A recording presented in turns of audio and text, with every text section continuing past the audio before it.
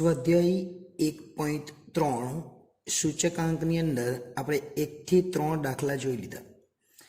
આ ચોથો દાખલો છે અને ખૂબ જ અગત્યનો દાખલો છે. આ દાખલો આપણા માટે ખૂબ જ અગત્યનો ગણી શકાય, કારણ કે 5 માર્ક્સની અંદર આ દાખલો તમને પૂછાશે. એટલે આ દાખલા માટેની તૈયારી આપણે ખૂબ જ ધ્યાન આપીને કરીશું. ચાલો, શું કરવાનું છે? પહેલાં તો પહેલાં તો આ ફેરવવાનું છે. એકમ જ્યારે આપે ત્યારે એકમની આગળ જે આ શબ્દ છે એની આગળ કોઈ આંકડો આપેલો હોય ત્યારે આપણે ફેરવવું પડે.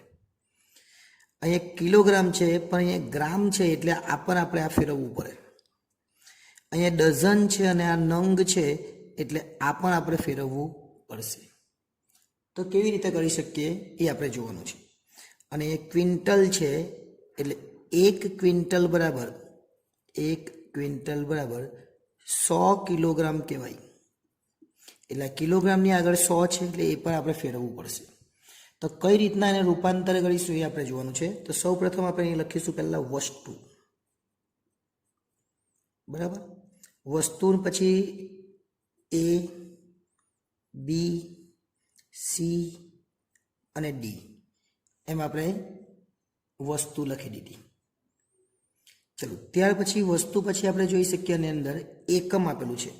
એકમ લખવાની જરૂર નથી, પણ આપણે લખી દઈએ એકમ. તો પહેલું છે 20 કિલોગ્રામ, બીજું છે ખાલી કિલોગ્રામ, ત્રીજું ક્વિન્ટલ છે. ક્વિન્ટલની જગ્યાએ આપણે 100 કિલોગ્રામ લખીશું. 100 કિલોગ્રામ, 1 ક્વિન્ટલ એટલે 100 કિલોગ્રામ. અને ડઝન છે એની જગ્યા પર આપણે શું લખીશું? 12 નંગ, અથવા ડઝન હોય તો ડઝન બી લખી દઈએ. 12 નંગ લખે તો પણ ચાલે, 12 નંગ. અને મેં તમને કીધું આગળ જે શબ્દ આવે એ શબ્દ પ્રમાણે આપણે ભાગાકાર કરવો પડશે. ચલો, હવે આપણને આપેલું છે ભાવ. પહેલો શું આપેલું છે? ભાવ. તો આપણે લખીએ ભાવ અને પછી 2014 અને 2015. પહેલાં તો ભાવ એટલે શું? તો ભાવ એટલે પી. ભાવ એટલે શું થાય? પી. એની અંદર 2 છે, 2014 અને 2015. નાનું વર્ષનો ભાવ એટલે P0 અને મોટા વર્ષનો ભાવ એટલે P1. ત્યાર પછી આપેલું છે જથ્થો. જથ્થો એટલે Q. એમાં પણ 2014 અને 2015. નાના વર્ષનો જથ્થો એટલે Q0 અને મોટા વર્ષનો જથ્થો એટલે Q1. ઓકે, તો આપણે એ જ રીતના લખી દઈએ. અહીંયા પહેલું આ જે છે એ નાનું વર્ષ છે, એટલે આપણે લખી દઈએ અહીંયા 2014 ને ડાયરેક્ટ જ લખી દઈએ P0 અને P1. એ જ રીતના અહીંયા Q0 અને Q1 સીધું જ લખી દઈએ, એટલે આપણને કોઈ ચિંતા નહીં. બરાબર. ચલો, હવે આપણે શું કરવાનું તે ધ્યાન આપજો. બહુ અગત્યનો દાખલો છે, એટલે ધ્યાન આપીને દાખલાને ગણજો. આ 20 કિલોગ્રામ આગળ છે, આ 20 કિલોગ્રામ છે આગળ છે, એટલે આ જે ભાવ છે એ ભાવને 20 વડે ભાગવો પડે. આ જે ભાવ આપેલો છે એને કેટલા વડે ભાગવું પડે? 20 વડે. તો 80 ભાગ્યા 20 એટલે કેટલા આવે? 4. 120 ભાગ્યા 20 એટલે કેટલા આવે? 6. અને બાકીના જે 5 અને 7 છે એટલે કિલોગ્રામ જ છે, એટલે બેઠા જ રાખવાના. આ રીતે આપણે એને ફેરવીએ તો બહુ ઇઝીલી ને એકદમ સરળતાથી દાખલો કરી શકીએ. ચલો, ત્યાર પછી કિલોગ્રામ છે. જો એ કિલોગ્રામ ને આ બી કિલોગ્રામ, એટલે નથી ફેરવ્યું. હવે કિલોગ્રામની આગળ કંઈ નથી, એટલે આને ભાગવાનું નથી. કિલોગ્રામની આગળ 5 હોતે તો 20 ભાગ્યા 5 અને 24 ભાગ્યા 5 કરતે, જો કિલોગ્રામની આગળ કંઈ હોય તો. પણ કિલોગ્રામ છે ને આ શું છે? આ ગ્રામ છે. એટલે આપણને ખબર છે 1 કિલોગ્રામ બરાબર 1000 ગ્રામ. 1 કિલોગ્રામ બરાબર કેટલા થાય? 1000 ગ્રામ. તો આ 2400 ને આપણે 1000 વડે ભાગવું પડે, અને 4000 ને આપણે 1000 વડે ભાગવું પડે. 2400 ને કેટલા વડે ભાગવાના? 1000 વડે. તો આ તો બેઠા લખી દેવાના. પહેલા 20 છે, 20 અને એ કેટલા? 24. આ 2400 ભાગ્યા 1000 એટલે 2.4. અને 4000 ભાગ્યા 1000 એટલે કેટલા આવવાના? 4. કેમ 1000 વડે ભાગ્યું? કેમ કે આ કિલોગ્રામ છે ને આ ગ્રામ છે. હવે ક્વિન્ટલ. ક્વિન્ટલ તો આપણે કેટલા લખ્યા? 100 કિલો. એનો મતલબ કે આ જે ભાવ છે એને 100 વડે ભાગવો પડે. જે આગળ સંખ્યા હોય, જો એ 20 હતું તો 20 વડે ભાગ્યું, અને ક્વિન્ટલ એટલે 100 કિલો તો 100 વડે ભાગવું પડે. અને આ તો કિલોગ્રામ જ છે, એટલે એમાં કંઈ કરવાનું નહીં. તો જે આ 2000 છે એને 100 વડે ભાગે તો કેટલા થાય? તો 2000 ભાગ્યા 100 આપણે કરી દેવાના એટલે 20 આવે. 2800 ભાગ્યા 100 કરે એટલે કેટલા આવે? 28 આવે. અને 10 અને 15 તો બેઠું જ છે, લખી દેવાનું 10 અને 15. આપણે એવું કીધું ડઝન, પણ ડઝન એટલે કેટલા? 12 નંગ. તો 12 નંગની આગળ 12 છે એટલે આ જે રકમ આપેલી છે એને 12 વડે ભાગવું પડે. મેં શું કીધું? આ જે શબ્દ છે એ શબ્દની આગળ 20 વડે ભાગ્યા, ક્વિન્ટલ એટલે 100 કિલો 100 વડે ભાગ્યા, અને નંગ છે તો 12 વડે ભાગીએ એટલે 48 ભાગ્યા 12 એટલે કેટલા આવે? 4. અને 72 ભાગ્યા 12 કરીએ એટલે કેટલા આવે? 6. બાકીનું બેઠું જ છે 30 અને 35. બસ. હવે આપણને ઉપરની રકમનું કંઈ કામ નથી એટલે હવે આપણે દાખલો કરીએ ડાયરેક્ટ. 4 વાર પીક્યુ પીક્યુ લખવાનું એ આપણને ખબર છે. કેટલી વાર લખવાનું? 4 વાર. તો આપણે લખીએ પીક્યુ પીક્યુ પીક્યુ અને પીક્યુ. આવું પીક્યુ પીક્યુ કેટલી લખવાનું? 4 વાર લખવાનું. પહેલાં આપણે લખવાનું 1000 એટલે 10 અને 0 0. 1000માં કેટલા 0 આવે? 3. એટલે 1 અને 3 0 એટલે 1000 થઈ ગયા. પછી લખવાનું 11 0 1. 1000 અને 11 0 1 લખવાનું. એ આપણે આગળના દાખલામાં પણ જોયું. લાસ્ટ પેયર એટલે 1000 અને પાસે એટલે 11 0 1. હવે P1Q0 એટલે આ P1 છે અને આ Q0 છે. P1Q0 6 50 કેટલા થાય? 30.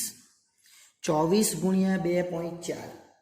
24 ગુણ્યા 2.4 એટલે 57.6. 28 ગુણ્યા 10 એટલે 280. અને 30 ગુણ્યા 6 એટલે 180. આ P1Q0 છે એટલે એનો સરવાળો થાય સિગ્મા P1Q0 બરાબર, અને આ સરવાળો કરી દે 30 વત્તા 57.6 વત્તા 280 ને 180 એટલે 547.6. ઓકે, ચાલો P0Q0 એટલે આ P0 ના Q 4 50 20 થાય એટલે અહીંયા 20 લખી દે. એ જ રીતના P0Q0 20 ગુણ્યા 2.4 એટલે 48. ગુણાકાર કરતા રહેજો. 20 ગુણ્યા 10 એટલે 200 અને 4 ગુણ્યા 30 એટલે 120. ગુણાકાર કરવાનો, પણ હવે સિગ્મા P1Q0 એવું જોયું, સિગ્મા P0Q0 ડાયરેક્ટ લખું છું એટલે આપણે જગ્યા ઓછી બચે. 20 48 200 ને 120 એટલે આવશે 388. આને કહેવાય સિગ્મા P0Q0. ઓકે, ચલો P1Q1 એટલે 1 1 નો ગુણાકાર. આ P1 અને આ Q1 1 1 નો આપણે ગુણાકાર કરવાનો. 6 7 42 થઈ. ઓકે, ત્યાર પછી 24 ગુણ્યા 4 એટલે 96 થાય. 28 ગુણ્યા 15 કરવાનું એટલે 28 ગુણ્યા 15 420 થાય. ચાલો ત્યાર પછી 6 ગુણ્યા 35 1 1 6 ગુણ્યા 35 એટલે 210 થાય. ચાલો એનો સરવાળો કરે 42 વત્તા 96 વત્તા 420 વત્તા 210 એટલે 768 થાય. એ જ રીતના P0Q1, આ P0 ના Q1 પહેલી લાઈન ને છેલ્લી લાઈનનો ગુણાકાર. 4 ગુણ્યા 7 એટલે કેટલા થાય? 4 ગુણ્યા 7 એટલે 28. ત્યાર પછી 20 ગુણ્યા 4 એટલે 80.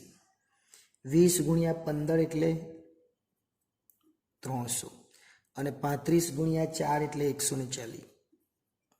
સરવાળો કરી દે 28 80 300 ને 140 એટલે 548. આપણને લાસ્ટ પેયર, પાસે અને ફિશર એમ 3 વસ્તુ શોધવાની છે. તો આ પહેલું જે છે આપણને ખબર કે આ 1 અને 2 એટલે લાસ્ટ પેયર, અને ત્રીજું ને ચોથું એટલે પાસે, અને ફિશર બી આપણને ખબર છે. તો આ પહેલાના છેદમાં બીજું આ 2 થાય એટલે શું બને? IL. અને આના છેદમાં આ એટલે શું બને? પાસે. તો પહેલા આપણે શોધીએ IL એટલે કે લાસ્ટ પેયર. લાસ્ટ પેયર એટલે શું? સિગ્મા P1 Q0 અથવા PQ PQ લખી દેવાનું. આ રીતના સિગ્મા PQ ગુણ્યા 100 એવું આપણને તમે કીધેલું છે. અને પછી લખી દેવાના 1000 એટલે ઉપર 0 અને નીચે 20 એટલે 1000 થઈ ગયા. પહેલાના છેદમાં બીજું એટલે આ લખી દે 547.6 છેદમાં 388 ગુણ્યા 100. ચાલો કેટલા આવશે તો 547.6 ભાગ્યા 388 ગુણ્યા 100 એટલે 141.13. બે જ આંકડા લેવાના. 141.13 આપણો જવાબ આવે. આવી જાય લાસ્ટ પેર. પછી આપણે શોધવાનું પાસે એટલે કે આઈપી બરાબર ત્રીજાના છેદમાં ચોથું એવું નહીં સમજ પડે તો સિગ્મા PQ લખી દેવાનું એવું કીધેલું છે. તો સિગ્મા PQ ગુણ્યા કેટલા 100. કેટલા લખવાના 1101 11 ઉપર અને નીચે 01. આ છે 768 તો અહીં લખી દઈએ 768.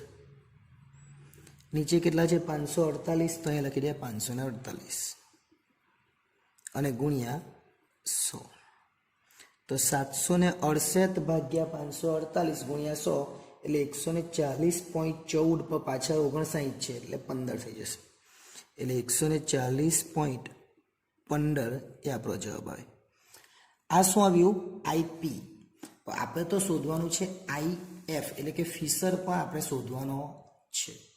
તો ફિશર કેવી રીતના શોધવાના? ફિશર એટલે આઈએફ એટલે વર્ગમૂળમાં લખવાનું IL ગુણ્યા આઈપી.